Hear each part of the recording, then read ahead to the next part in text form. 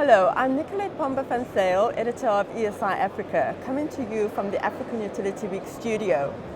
Today I have with me Sisa Njikelana, who is the chairperson of the South African Independent Power Producers Association. Welcome, Sisa. Sisa, I want to start off with looking at the growth of renewable energy in Africa and even globally. It's been really a phenomenal growth. That wasn't really expected. What are your thoughts around that growth in the markets? I suppose one can say from the perspective of independent power producers, that's very encouraging, and one also assumes and expects that there will be more players getting into this sector, in future. On the other hand, one hopes and trusts that governments will ensure that more space is given for renewables in future and ensure that they buttress economic growth in various countries. That obviously does not leave state power utilities out of that realm. In other words, renewable energy is not just something for independent power producers only. As far as I'm concerned, state power utilities should get into that field. Coming to Africa, the reports that one goes through various institutions, whether the UN or other global bodies and even private consulting companies, is that there is not just interesting but encouraging growth of renewables throughout Africa. I may not necessarily give out the figures. And coming down home, we obviously know that the Renewable IPP procurement program, was the trigger point, for private sector participating in South Africa, to the extent now that the government has been able to take out other non-renewable technologies with confidence, because the test case or test ground has proven, that private sector participation can be ushered in, but also on the other hand, renewables in particular. One other thing that the renewables procurement program has displayed is that even if a technology at its introductory phase is expensive, but once massification comes in visible volumes, we see the reduction of prices. Right. So, as you mentioned, the South African renewable energy program has been very successful. And building on the success, what is the one thing that you think they can change around that program? One, if government could be quite flexible in terms of structuring the allocations in the integrated resource plan. If also government could allow other new technologies to come in the IRP. I am making reference of technologies such as hydrogen fuel cell, biomass, increasing the allocation on waste to energy technologies. Remember, focus on landfill sites has got its own environmental benefits, for example. And in terms of crafting the ownership, I suppose one can say government should also be very creative in ensuring that local ownership is increased, because at this stage in time it's less than 50%. Black ownership should also grow as much as is possible, and in particular women stakes, as well as youth and the disabled people. Those are the areas that we need to look into more in depth, together with the government. Beyond that, We also should be ensuring that the community upliftment program, are improved to higher models, because there have been allegations that some of the successful bidders have unfortunately taken anything so that they can just stick the scoreboard, and that's rather unfortunate.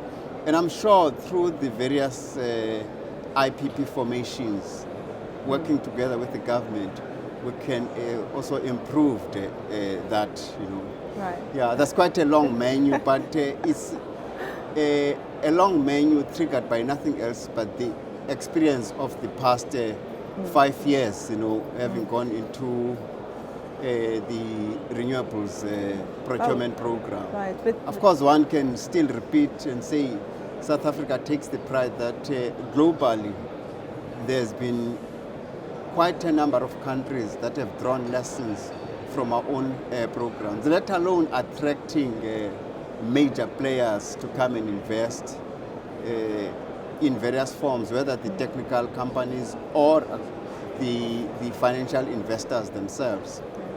I like the way you bring in the youth into that response. And so one of my questions to you is, with a startup company wanting to enter the renewable energy sector, what is the best advice that you can give them? They must join the South African Independent Power Producers Association.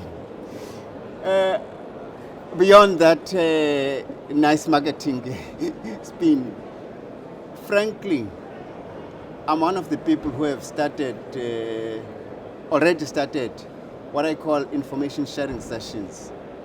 And I hope pretty soon I'll be coming down to Cape Town for those information sharing sessions. This arose out of a breakfast that was organized by the UKZN as a leadership and business graduate school. In that breakfast, that was in May last year, what I observed was there were a lot of information-seeking questions. And my response to them was that why don't we have an information sharing session so that we can explain to you what is independent power production and what does it mean to be an IPP and how do you prepare for that. I've held one session through the Progressive Business Forum in Johannesburg. There was a good 10 out of 120 participants, and from there we'll definitely be pulling in other parties, and we'll try and do provincial-based activities with no other focus other than to actually drive, as I say, that information, sharing session. Because to be an IPP is not, at this stage, it's not that easy. I can imagine. Over and above that, one is actually concluded, that is through cyber, a collaboration agreement with the Energy and Water SETA, and we're on the process of concluding another collaboration arrangement in the form of an MOU with the UN Women's Entity, as you guess where that's landing to. And already one of the things that we hope will arise out of a needs assessment with our target beneficiaries would be, how do you prepare yourselves to be an IPP? Because in the renewable energy sector, one of the things is that it's going to grow job creation. So we need to have more startups in that sector. So remember also, the convention from 2011 up to now has been in the main your 50, 70, 80, 100 megawatt farms. Yeah. Well, late last year or in the middle of last year, we had the small IPPs program coming in. Oh, right. Yeah. Which was quite encouraging, but of course there were still some challenges on transaction costs, which is one of the things, I'm glad I've remembered this, that within the renewable energy procurement program, one of the things that we need to be creative to assist small IPPs in the transaction fees, because they are very, very exorbitant for them. Those with deep pockets, that is fine. However, what I wanted to also add is that enter embedded power generation. 2 panels even in your house, 1 or 2 micro. Please go there now as the draw commences momentarily. That's the analog stand, stand number N5. Good luck. Competition. You can add 1 or 2 micro wind generators of about 500, 1,000, 3,000, 5,000 watts, you know. Surely without necessarily knowing the figures there, even yourself you can sense in terms of accessibility for me as a small entrepreneur. Right. That's also quite achievable as compared to buying a 1.2 megawatt wind turbine. Exactly. You know? Yes. So really the evolution of the independent power production industry, which has been triggered by renewables, is now bringing, you know, other spaces, which one can confidently say, even for really small entrepreneurs, or rather one would say small IPPs, it will be a reality. Even if we are in a village, if one of the government, development financing institutions can really assist you if there's really a market, in your area to put in either biodigesters or, So there's 1 or 2 definitely panels. space for There is small space. IPPs. The only But- thing we'll plead is government to ensure that regulations are in place for embedded generation. Right. The rest will be history. That brings me to my last question, Sisa, which is a very important question, where Brian Molefe, the CEO of Escom, had commented that he was, or the organization is disappointed in renewable energy sector in terms of not providing the energy when Escom would need it during the peak hours. So very briefly, what is the organization's response to that? Cyber's response is also one of disappointment. And I'm sure any other IPP formation would respond likewise. Number one, up to now, I would dare say almost 6,000 megawatts of power has been committed. And out of that almost 6,000 megawatts, we've got 2,000 megawatts that's flowing into the grid. Now, how does that flow? It's according to the program as a whole, which program is driven by the government in conjunction or with the response from independent power producers. So that's my emphasis, that, if the finger is pointing at the independent power producers, unfortunately, we are not the ones who initiate. We've responded, we've gone out of our way to do everything that's necessary. Hence today we can talk about more than 2,000 megawatts of power being generated, Now at 2:30 on the Innovation Hub stage. That's the closing keynote of the conference, followed by the conference conclusions and energy model for Africa. Come to it.